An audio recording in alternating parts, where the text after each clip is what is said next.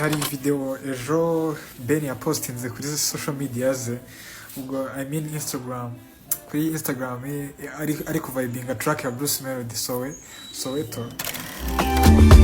Your love is a spell, I don't wanna break free, but to be honest, my baby, inside my abantu benshi nabonye bateyeho comment, ariko hari n'umuntu wanyandikiye inbox rangira ngo nyibabwireho. Gusa ikintu nyine buriya kirenze nyine ni ibintu byiza byatara, ariko usibye ko atari n'ubwa mbere The Ben abikoze, kubera ko yigeze no kubikora kuri track ya Bruce bita Easy na Gute.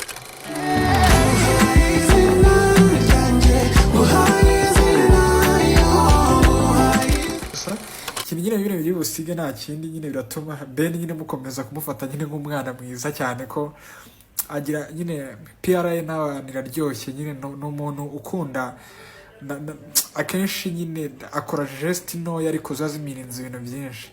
Na Bruce yego ni sawa, kubera ko Bruce nawe wabona ko yari out of league, ntabwo yari akimeze nk'umuntu ugishaka guhangana cyane na Ben. Gusa ikintu gihari cyo nuko nyine biratuma nyine n'abantu batangiye ku expecting ibintu bya danje muri Bruce. Ben ashyira hanze indirimbo ari kumwe na Kevin Kade bagiye gusohora mu minsi iri imbere. Gusa ni ibintu byiza, usibye ko nyine Ben nyine bituma nyine abantu bakomeza kumufata nk'umwana mwiza imihanda.